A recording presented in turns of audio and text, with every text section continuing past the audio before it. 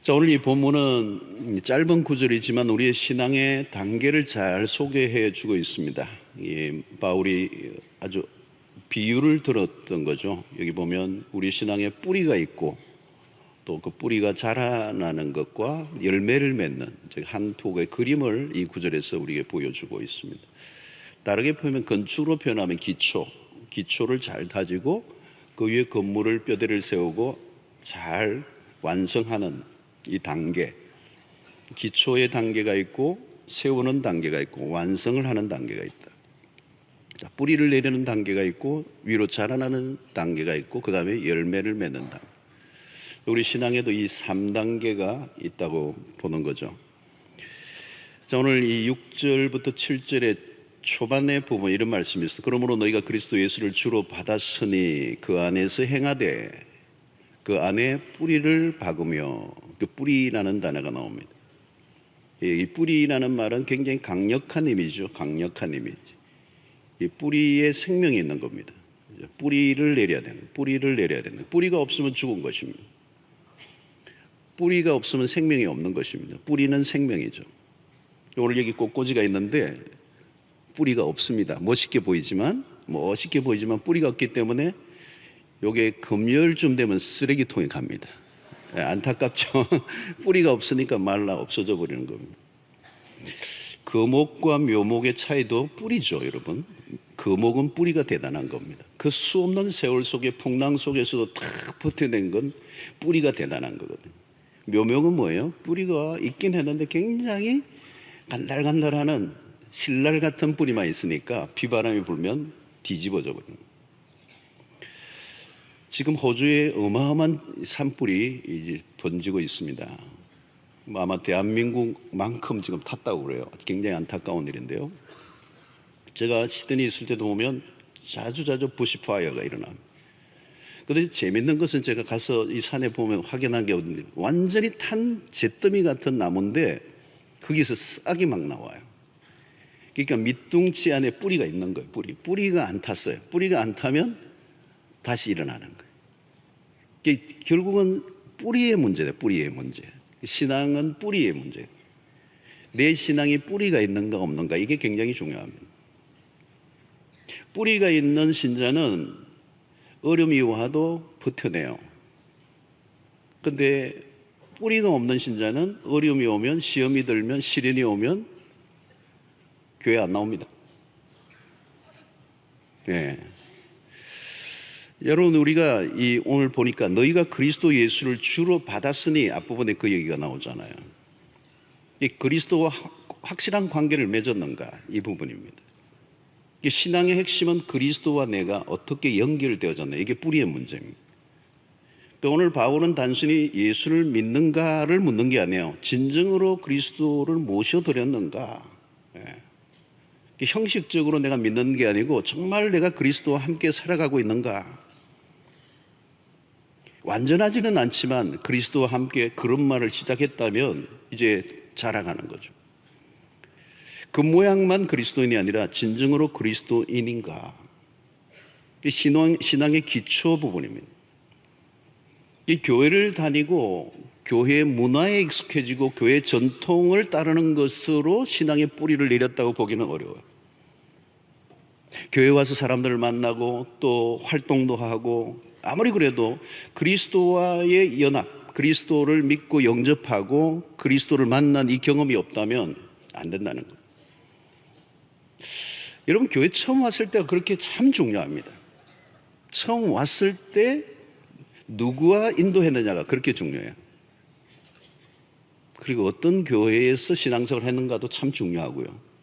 처음에 왔을 때 복음을 정확하게 경험하고 예수를 믿고 인격적으로 믿고 인카운트가 있어야 된다. 존재론적 만남이 있어야 된다는 거예요.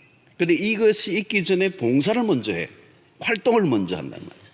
이건 굉장히 위험한 겁니다. 처음 왔는데 아직 신앙이 들지도 않았는데 교회 봉사를 한다는 거죠. 열심히 하다 보니까 직분도 받게 되고.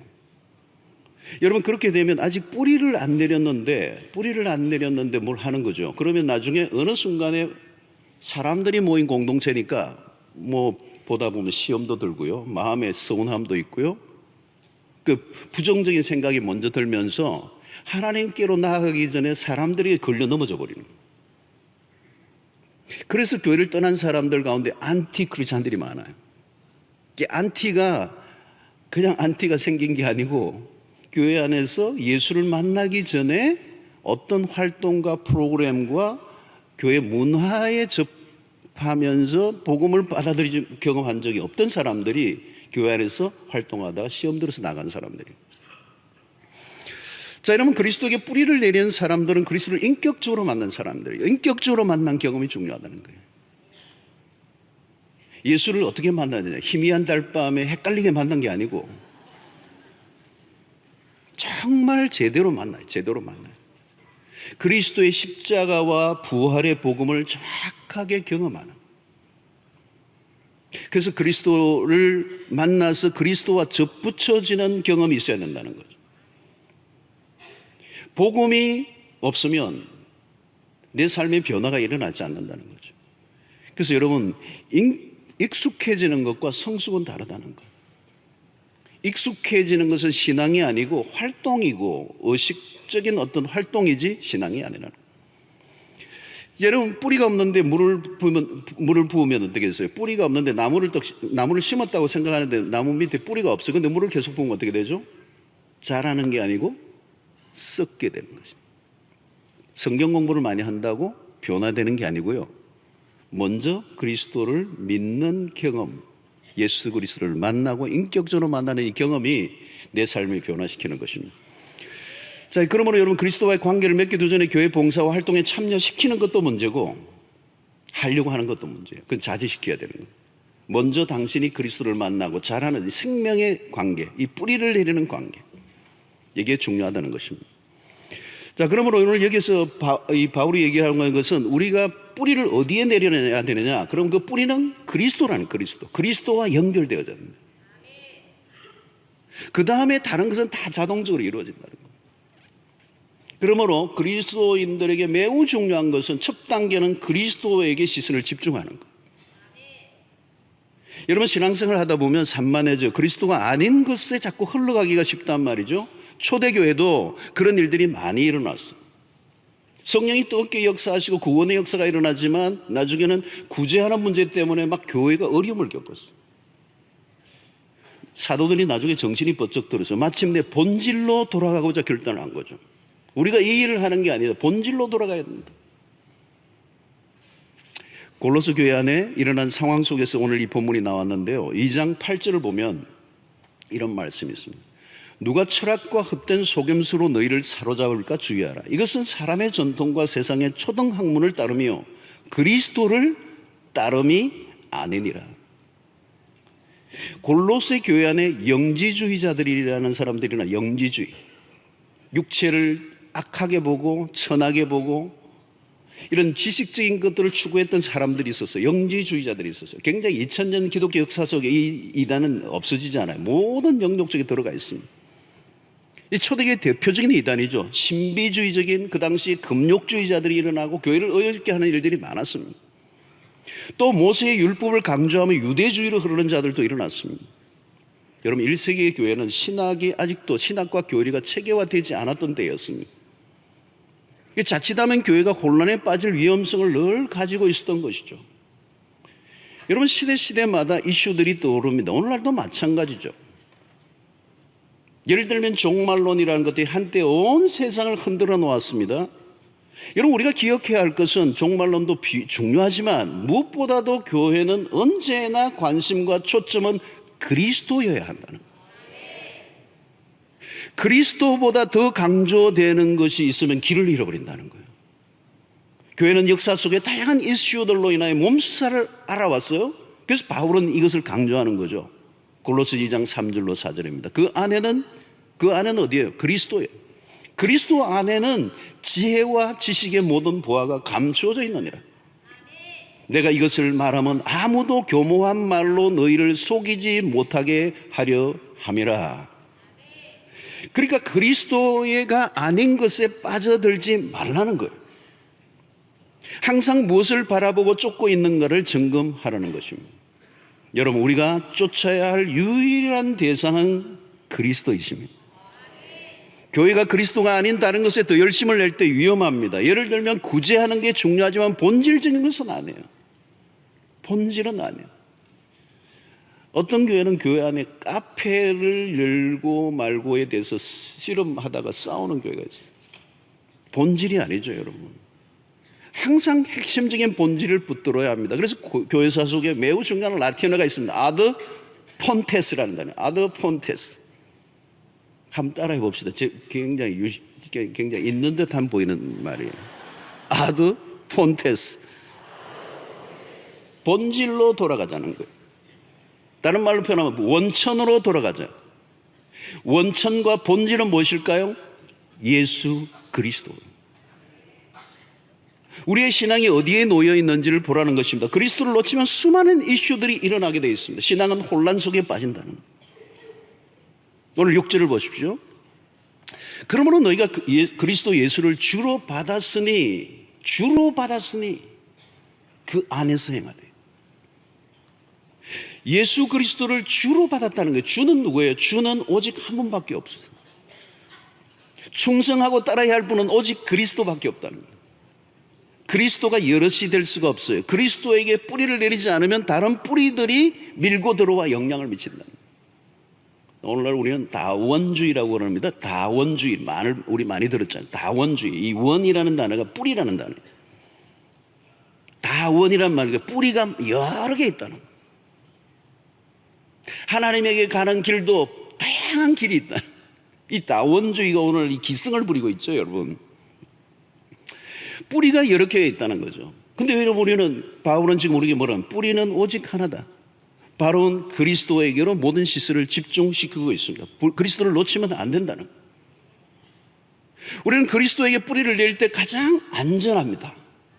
신앙이 깊어진다는 것은 갈수록 그리스도와 친밀해져 가는 것을 말합니다. 그리스도에게 더 가까이 나가는 것. 여러분, 오늘날 그리스도가 없는 교회가 많아요. 신기한 일이죠. 교회 안에 그리스도가 없어요. 그리스도가 없는 교회는 교회가 아니에요. 사단이 원하는 교회입니다. 그리스도를 놓치는 것이죠. 그리스도보다 더 강조되는 것이 있으면 안 돼요. 그리스도가 전부예요.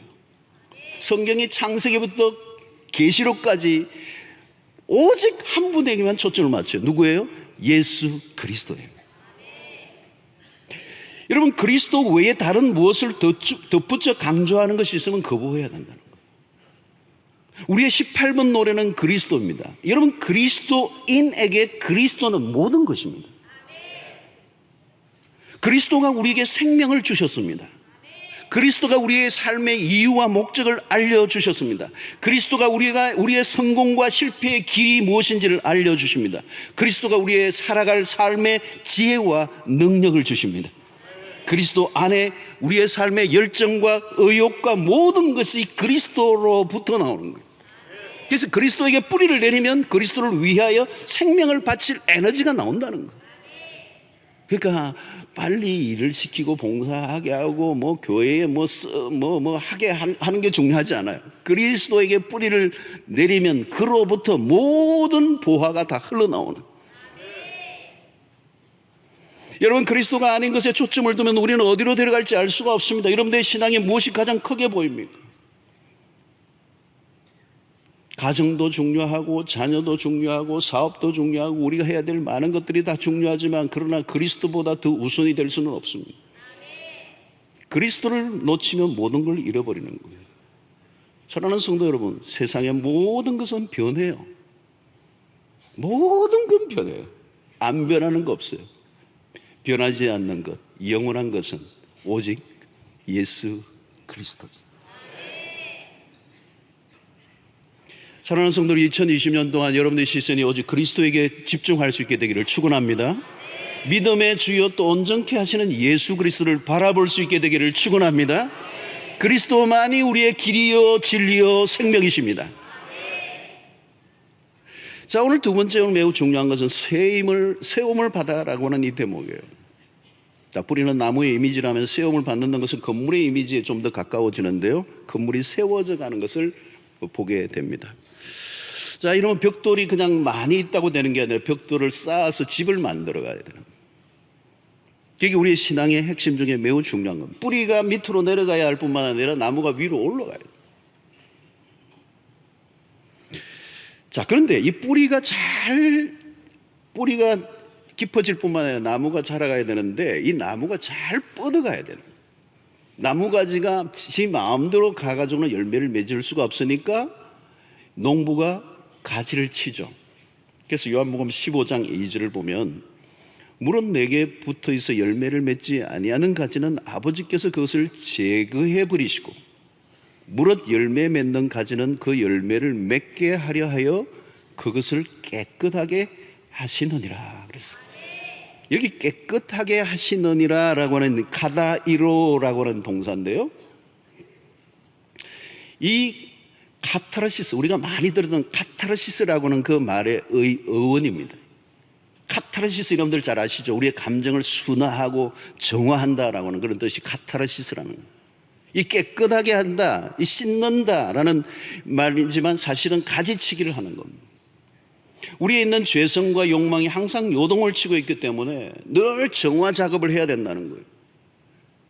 그대로 두면 열매를 맺기 어렵기 때문에 농부가 전지 가위를 들고 과감하게 잘라버리는 거예요.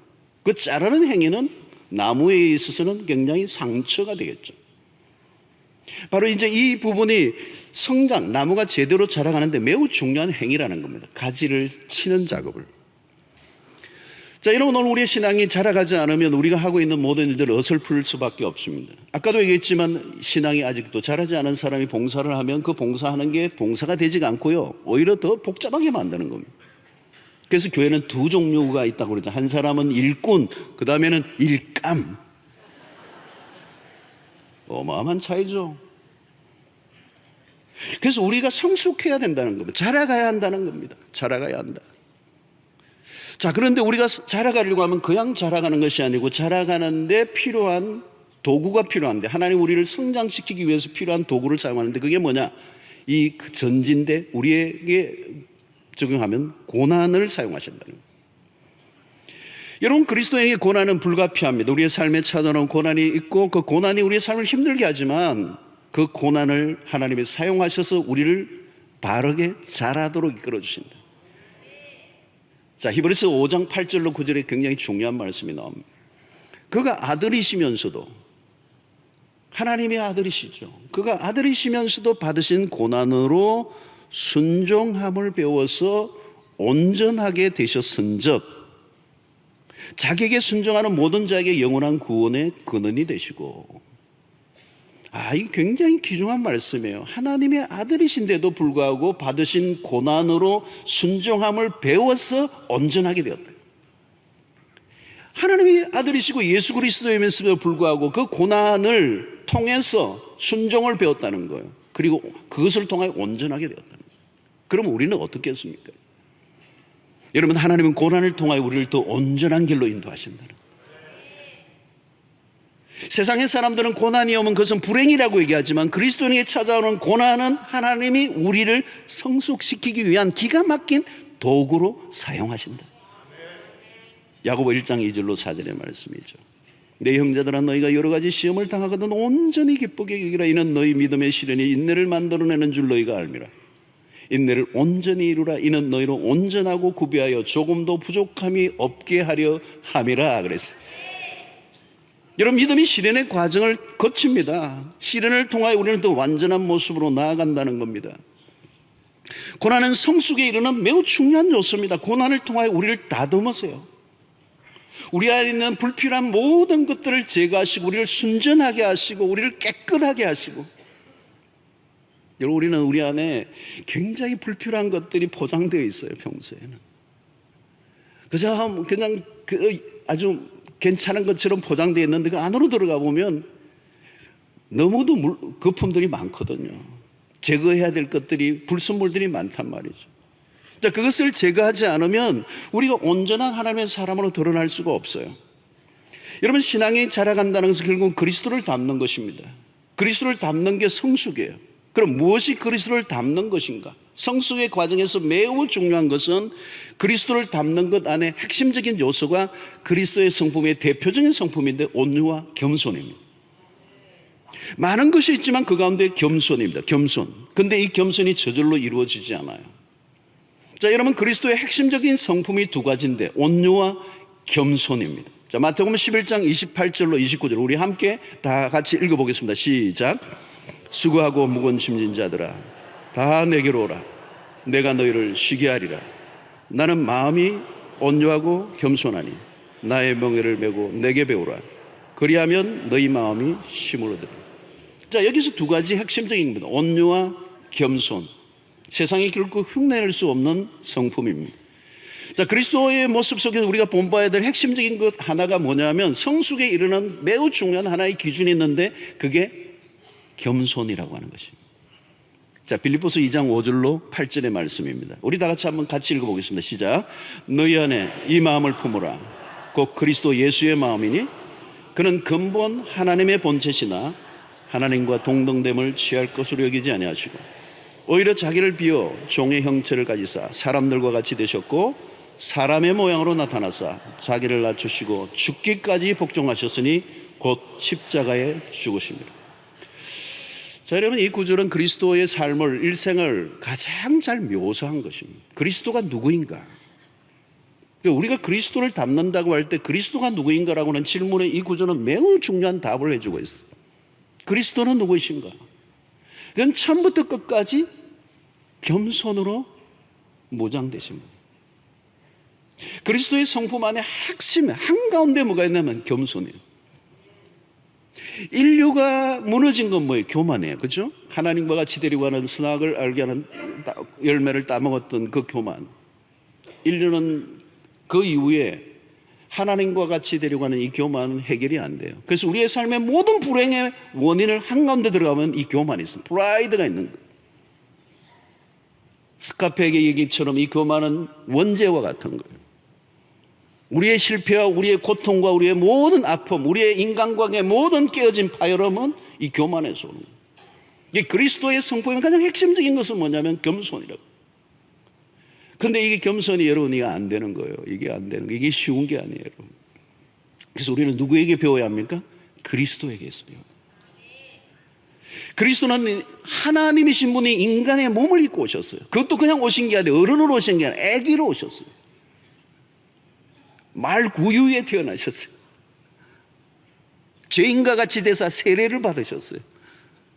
그리고 마지막에는 종의 형체를 가지실 뿐만 아니라 종의 모습으로 제자들의 발을 씻기실 뿐만 아니라 나중에는 십자가의 죽으심으로 무덤까지 내려가십니다. 더 이상 내려갈 수 없을 만큼의 자기 비하. 우리 이 겸손이 뭔지를 잘 몰라요. 일평생 알 길이 없어요. 너무 깊기 때문에. 여러분, 오늘 우리의 삶 속에 이 믿음이 세워져 가는 과정이 바로 이것입니다. 그리스도를 닮는 것인데 그 그리스도의 성품을 닮는 것이고 그 그리스도의 성품의 핵심에는 겸손이 있다는 거예요. 오늘 이것은 우리 혼자는 안 되죠, 여러분. 우리 공동체 안에 들어가 보면 이제 우리의 이 성품을 깎으시고 다듬어 나가시는 이 작업을 하나님 우리 공동체 안에서 하기를 원하십니다. 한 해 동안 여러분들 공동체 안에 들어가 보시면 공동체 안에서 많은 사람들과 어울릴 때 우리의 관계들의 어려움의 훈련들이 뭐냐? 결국 내 안에 이 겸손의 문제를 훈련시키시는 거예요. 여러분, 교만한 순간 우리는 관계는 다 깨어져요. 그리고 공동체 안에 들어가 보면 내가 원하지 않는 사람들을 만나게 됩니다. 내가 원하는 사람하고 내하고 딱 짝이 맞는 사람하고는 괜찮은데 정말 힘든 케이스들이 생리적으로 안 맞는 사람들이 있죠. 그래서 어떤 분들은 꼭 연말에 바꿔달라고 그래요. 교육자들이 자꾸 찾아와가지고 제발 사랑방 좀 바꿔달라는 거예요. 왜 바꿔달라는 물으니까 마음에 안 드는 인간이 있다는 거예요. 그래서 교육자가 바꿔드렸어요. 그런데 얼마 안에서 또 왔어요. 더 심한 사람이 여기 있다는 거예요. 더 마음에 안 드는 사람이 여기 또 있다는 거예요. 여러분, 그 속에서 하나님이 하시는 건 뭘까요? 나를 다루시기를 원하시는 거예요. 나를 바꾸시기를 원하시는 거예요. 나를 겸손하게 만드시는 것, 내 교만을 깨뜨리시는 것, 나보다 남을 낮게 여기게 하시는 것, 나와 다른 사람을 품고 인정하고 사랑하고 이해하고 용서하게 만드시는 것, 하나님의 사람을 답게 빚으시기를 원하셔서 그 사랑방에 넣으신 거예요. 정말 악연을 만났다면 진짜 제대로 레슨하도록 운명적인 만남. 어떤 분은 우리에게 오시는 이유가 참 좋대요. 그 인간이 2부에 올 때 나는 3부에 갈 수 있으니까.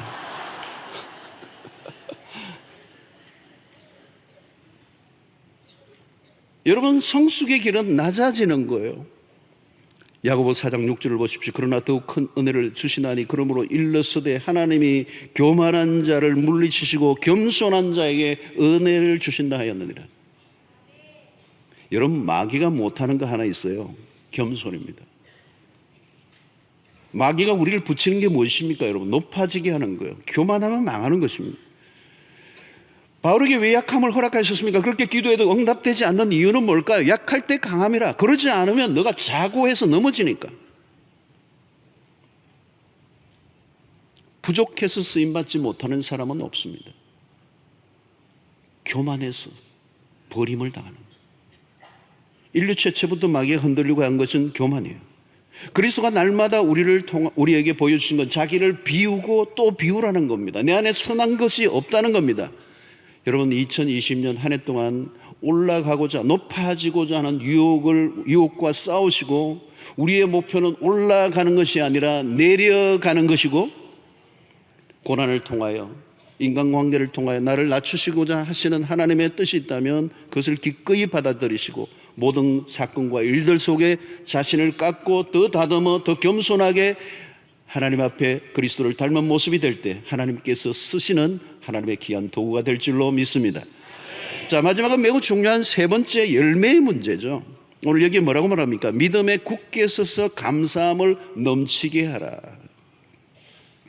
자, 뿌리를 내리고 자라가면 언젠가 열매가 맺힌다는 겁니다. 그 열매가 뭐라고요? 여기서는 감사라고 얘기합니다. 여러분, 신앙의 기초를 잘 닦고 그 위에 자꾸 세워지고 어느 날 강해지죠. 강한 신자가 됩니다. 그 강한 신자가 된다는 말은 어떤 환경과 상황에도 내가 휘둘리지 않는 위치에 선다는 거죠. 그 상태가 뭐라고요? 감사로 나타난다는 거예요. 가장 강한 그리스도인의 삶이 뭡니까? 감사입니다.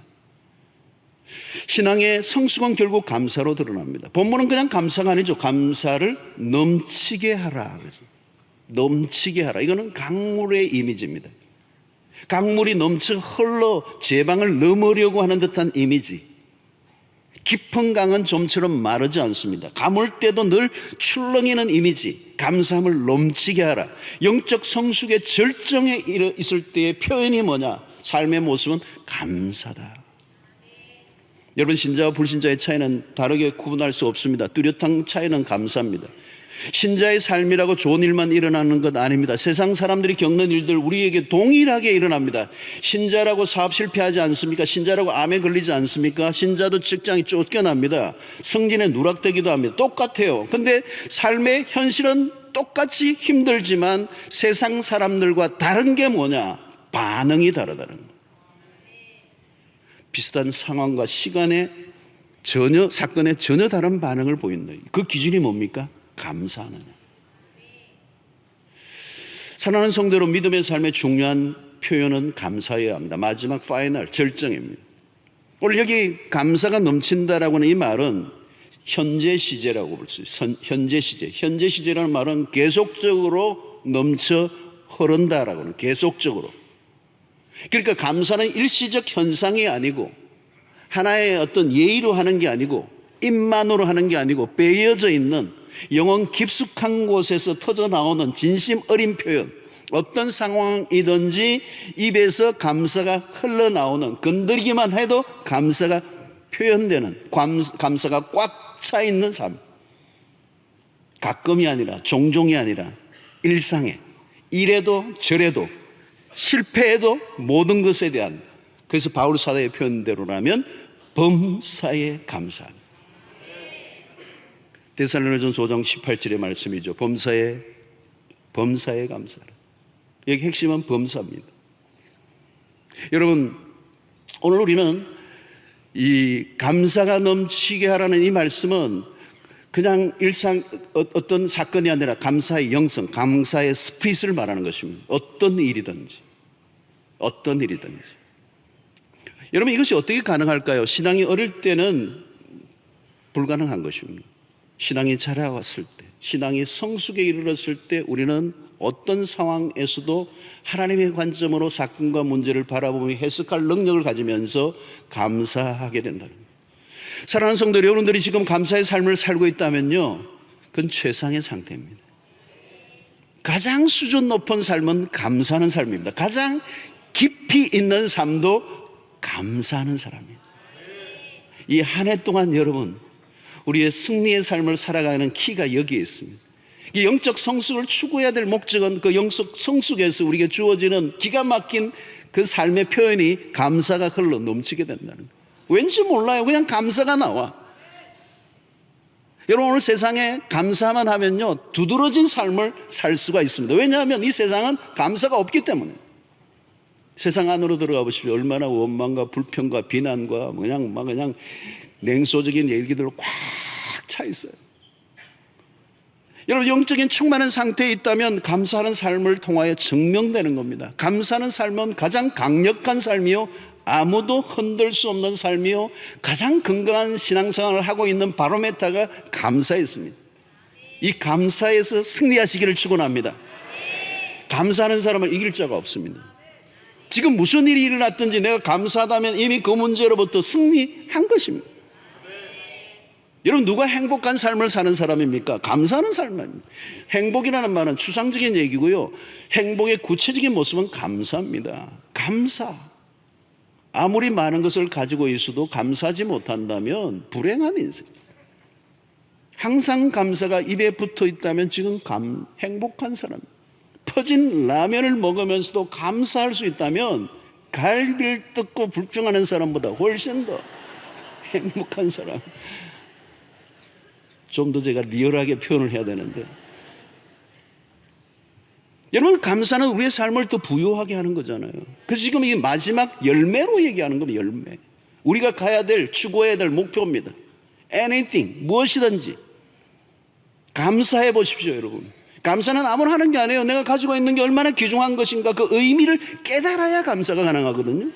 이게 영적인 굉장한 수준의 클라이막스에 도달한 우리의 삶의 목표예요. 여러분, 남편과 아내에 대해서도 여러분 감사해 보십시오. 이 아내를 주신 하나님께 감사합니다 하는 순간 아내의 얼굴은 꽃이 피어나고 그리고 아름답게 보이게 돼요.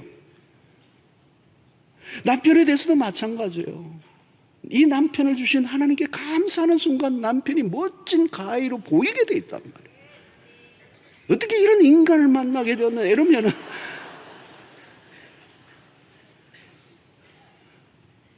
여러분, 감사가 줄면요, 삶이 불행해지는 겁니다. 모든 게 불만스러워지는 거예요.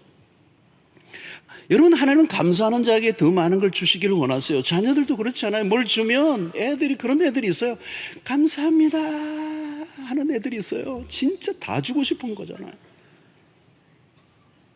여러분, 우리가 하나님 앞에서 우리의 태도가 그래야 되는 거죠. 오늘 한 해 동안 여러분 감사의 삶으로 승부를 거시기를 바랍니다. 감사. 다 감사.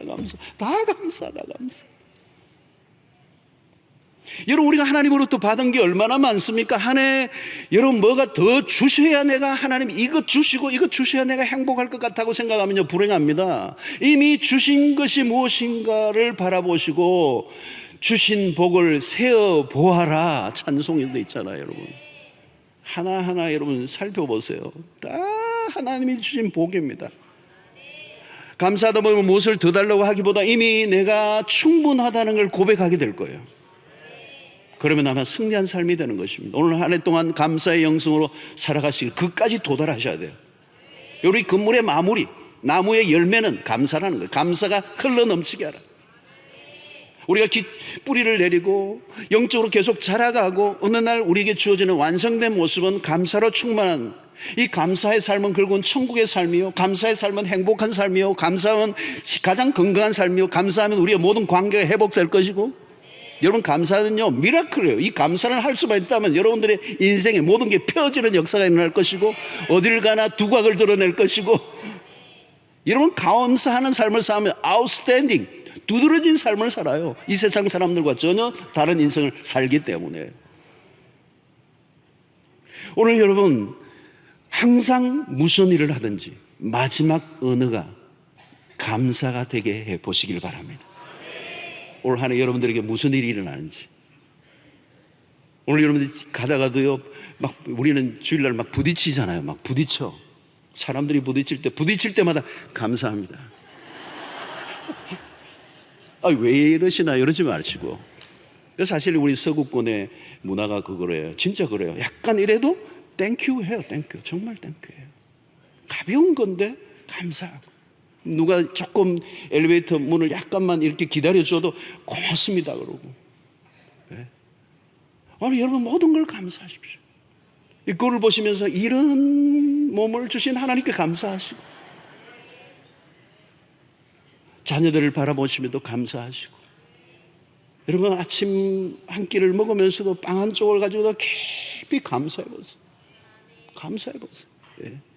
어떤 것이든 우리의 삶을 감사로 표현해낼 수만 있다면 그를 당할 자가 없어. 그런데 그것은 그냥 일어나는 것이 아니라 신앙의 절정에서 일어나는 것이. 여러분, 신앙이 올 한 해 성숙에 이르렀어. 그리스도에게 깊이 뿌리를 내리시고, 그리스도와 함께 걸어가시고, 그리스도 안에서 자라가실 때 이 감사가 흘러넘치는 계속 진행형으로 살아가는 승리하는 은혜가 있게 되기를 바랍니다. 여러분, 뿌리가 내려져 있습니까? 가지 나무가 자라고 있습니까? 열매를 맺히고 있습니까? 한 해 동안 내가 어디에 더 힘을 써야 할 것인지를 확인해 보세요. 그리고 구체적으로 계획을 세우셔야 돼요. 아직 내가 뿌리를 내리지 못했다면 뿌리를 내리는 부분을 해야 돼요. 여러분, 우리 교회 전도 폭발이 있어요. 복음을 1시간 반 풀 복음을 전하는, 그분들을 초대해서 들으세요. 예수 그리스도, 성경 전반에 걸쳐서 우리에게 핵심적으로 알려주는 복음의 메시지를 듣고 영접하시고 뿌리를 내리셔야 돼요. 그리고 그리스도와 함께 닮아가는 이 노력, 우리에게 있는 끊임없는 이 죄성을 극복하고 하나님의 말씀대로 살아가려고 할 때, 그리스도의 성품이 우리에게 흘러나올 때 우리의 모든 관계와 삶이 변화되는 역사가 일어나게 될 것입니다. 신앙은 그냥 세월을 보낸다고 자라지 않습니다. 신앙의 길에서 좀 더 진지해질 수 있기를 바랍니다. 믿음의 여정에서 날마다 자라가는 기쁨을 누릴 수 있게 되기를 바랍니다. 그리스도 안에서 기초를 든든히 하시고, 그리스도를 닮아가시고, 그리스도의 성품이 우리의 삶에 드러나 그 마지막은 감사로 열매를 맺는 여러분들의 삶이 되시기를, 2020년 되시기를 주의 이름으로 축원합니다. 하나님 아버지, 우리에게 주신 말씀으로 인하여 오늘 또 우리의 신앙의 여정을 확인하게 하시고, 우리가 어떻게 달려가야 할 것인지를 분명히 바라보고 확인하고 결단하고 돌아가는 이 시간 되게 하여 주시옵소서. 예수님의 이름으로 기도하옵나이다. 아멘.